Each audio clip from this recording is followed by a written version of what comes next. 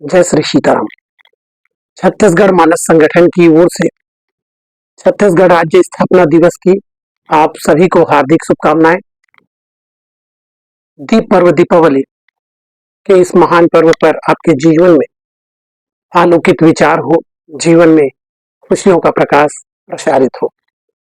छत्तीसगढ़ मानस संगठन के विभिन्न जिलों के व्हाट्सएप समूह में लोग पूछते हैं कि हमारे जिला में चुनाव कब होगा। छत्तीसगढ़ मानस संगठन के तहसील स्तर के व्हाट्सएप समूह में, मानस संकुल स्तर के मानस समूह में, परिक्षेत्र स्तर के मानस समूह में और संभाग, जिला और राज्य की कई कार्यकारिणी है, कई अलग अलग समितियां हैं, उन सबके समूह में हमने बार बार ये संदेश प्रसारित किया है कि छत्तीसगढ़ मानस संगठन के पदाधिकारियों के चुनाव में उम्मीदवारी करने के लिए आपका पंजीयन नंबर संगठन में पंजीवित होना चाहिए।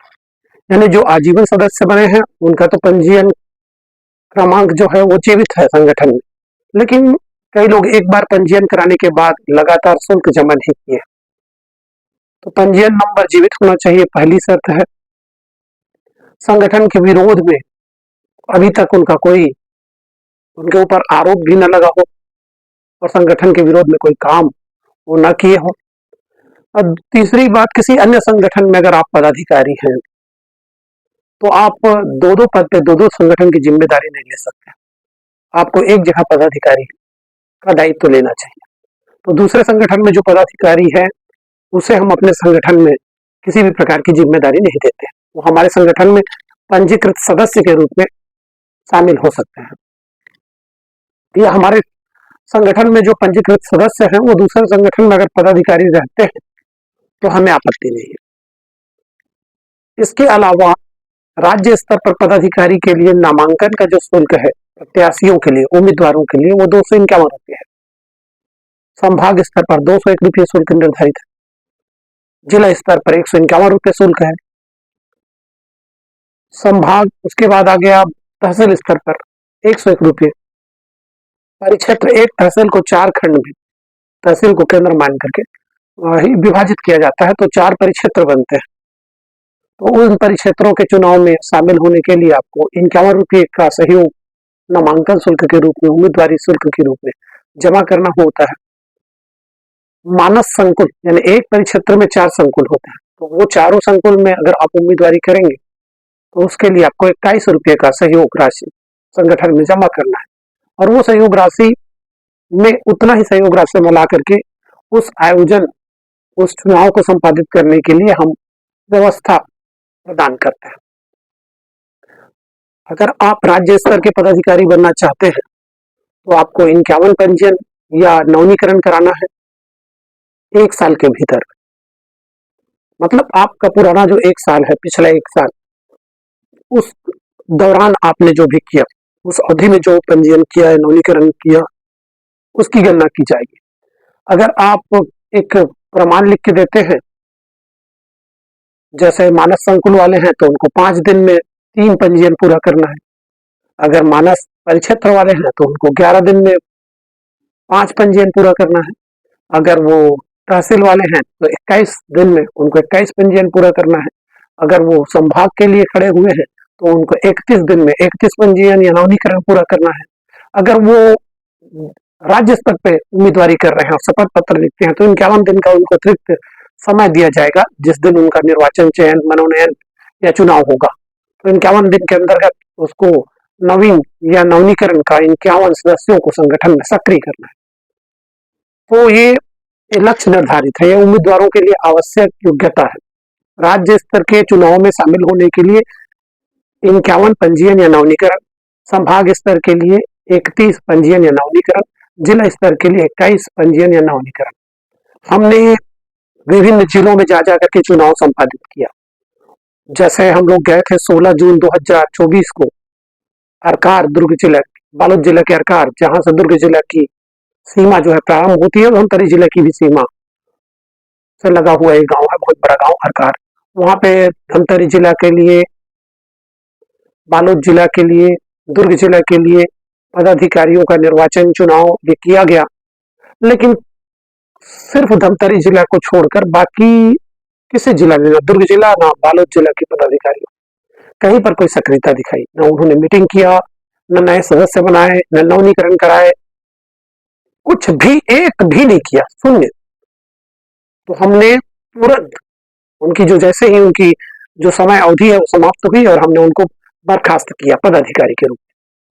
तो भाई पद केवल मैं अध्यक्ष हूँ, मैं सचिव हूँ जिला स्तर का, ये कहने के लिए पद नहीं लेना है। संगठन में रहेंगे तो संगठन के हित में, संगठन के विकास में, जिससे मानस की जो हमारी दिव्य यात्रा है जनमानस के मन मानस में मानस के आदर्श मूल्यों को प्रतिस्थापित करने का, और मानस के माध्यम से समाज का आमूल चूल परिवर्तन जो हम चाहते हैं, वैज्ञानिकता व्यवहारिकता के माध्यम से अंधश्रद्धा निर्मूलन और पर्यावरण जागरूकता, आर्थिक रूप से विपन्न लोगों की मदद, नारी उत्पीड़न का निर्मूलन और विभिन्न हमारे सप्तरंगी योजना में वृक्षारोपण, जल संरक्षण, स्वच्छता जैसी योजनाएं जिन पर हम काम कर रहे हैं, इन योजनाओं में भी उम्मीदवारों को सक्रिय रूप से सहयोग करना होगा। केवल आप 251 रुपया राज्य के लिए, 201 रुपया संभाग के लिए, 151 रुपया जिला के लिए शुल्क दे देंगे और सदस्य संख्या पूरा कर देंगे, इसी में नहीं होगा। कम से कम पदाधिकारी लोग तो समाज सेवा के लिए या सप्तरंगी योजना के लिए कार्य करें। आप उदाहरण बनेंगे, आप प्रेरक बनेंगे, तभी तो बाकी सदस्य लोग आपसे भी प्रेरित होंगे और वो सकारात्मक प्रयास करेंगे। तो हमने जो 16 जून 2024 को चुनाव संपन्न कराए थे सरकार में, उसमें केवल धमतरी जिला के पदाधिकारी यथावत है और दुर्ग और बालोद जिला के पदाधिकारियों को फिर से हम चुनेंगे। दूसरी बात, हमने एक चुनाव और किया 7 जुलाई सन 2024 को थान कवारिया बेमेतरा जिला में राजपूत क्षत्रिय महासभा का भवन है, वहां पे हमने एक चुनाव संपादित कराया बेमेतरा जिला के लिए। वहां के पदाधिकारी, वहां के पिछले पदाधिकारियों की शिकायत का पुलिंदा लेकर आए थे। बहुत ज्यादा शिकायतें वो मैसेज में, फोन से कर रहे थे और आमंत्रित कर रहे थे। राज्य स्तर के सभी पदाधिकारी, चुनाव प्रभारी गण गए और उनको वहां पर बड़े बड़े जो वरिष्ठ लोग हैं उन लोगों से मिले भी हम रथ यात्रा के दिन, और फिर हमने चुनाव संपन्न कराए। लेकिन कुछ ही दिनों के बाद पता चलता है कि जिन लोगों का हमने चुनाव कराया उनकी निष्ठा, उनका समर्पण अन्य संगठनों के प्रति, या वो 2-3 संगठनों की जिम्मेदारी लेना चाहते हैं, 2-3 संगठनों में एक साथ पदाधिकारी बनना चाहते हैं, तो उन लोगों को भी एक लाइन से हमने निरस्त कर दिया है। अब हम चुनाव के लिए खुद जाकर के हम चुनाव संपन्न नहीं कराएंगे। अब ऑनलाइन चुनाव होगा, लेकिन उसके पहले जो उम्मीदवारी करना चाहेंगे उनको ये लक्ष्य पूरा करना होगा। इस लक्ष्य के बारे में 1 साल से 2 साल से हम लगातार पोस्ट कर रहे हैं कि क्या टारगेट है, क्या आवश्यकता है, क्या अर्हता है, क्या नियमावली है, लेकिन लोग काम नहीं करना चाहते, सीधा चंदन मंदन लगा के बैठना चाहते हैं। तो संगठन जब तक रहेगा तब तक हम सक्रिय लोगों को ही अवसर देंगे। आप कितने धनाढ्य हैं, आप कितने पढ़े लिखे हैं, आपके पास कितनी डिग्रियां हैं, या सामाजिक रूप में आप कितने सशक्त हैं, ये मायने नहीं रखता हमारे संगठन। हमारे संगठन में आपका संगठन के प्रति निष्ठा होनी चाहिए। संगठन के उद्देश्यों को प्राप्त करने के लिए आप कितने सक्रिय हैं, कितने प्रभावी हैं, ये महत्वपूर्ण होगा। एक और बात कि हम अभी श्री राम सेतु पत्रिका का जब संपादन शुरू करने जा रहे हैं, संपादकों के लिए हमने सभी जिला से नाम मंगाए थे, लेकिन नाम चूंकि जिला की कार्यकारिणी भंग है और राज्य की कार्यकारिणी भी भंग है, काम चलाऊ व्यवस्था अस्थायी तौर पे दी जा रही है, तो सबसे बड़ी बात यह है कि श्री राम सेतु पत्रिका के लिए हर जिले से हमें कम से कम 2 संपादक मंडल में नाम चाहिए।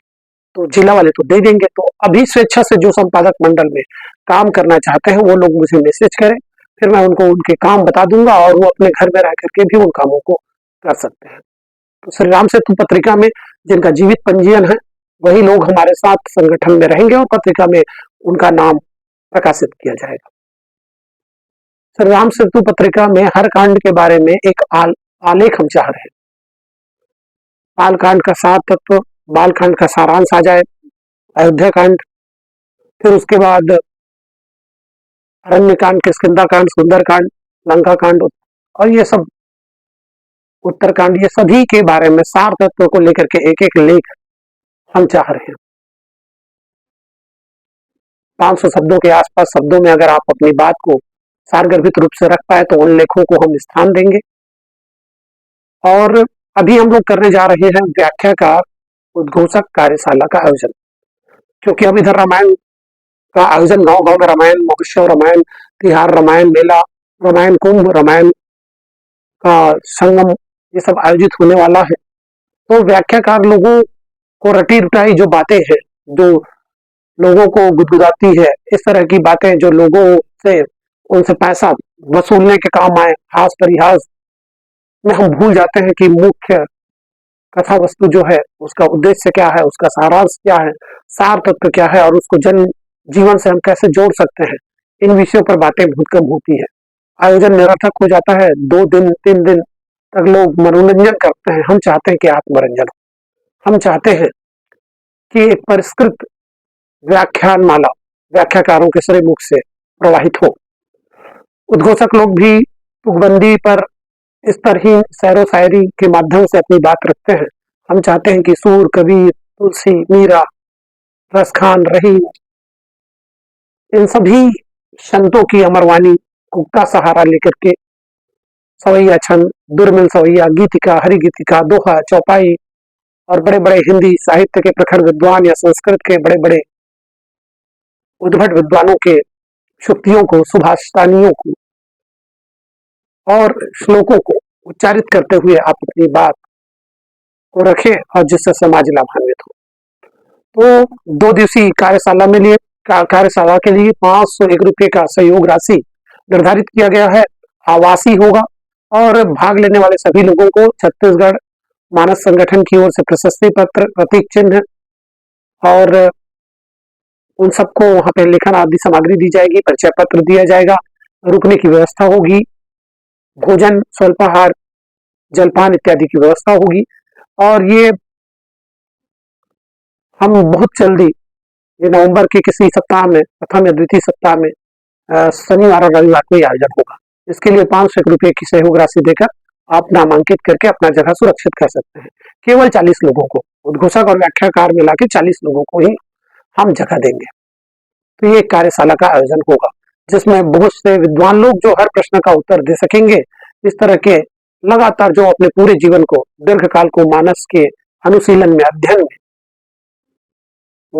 व्यतीत किए हैं, ये अध्ययन में जो समर्पित किए हैं, ऐसे लोगों को हम आपकी सेवा में उपस्थित करेंगे। उनका मार्गदर्शन, उनकी प्रेरणा हमें मिलेगी और कार्यशाला को हम मूर्त रूप देंगे।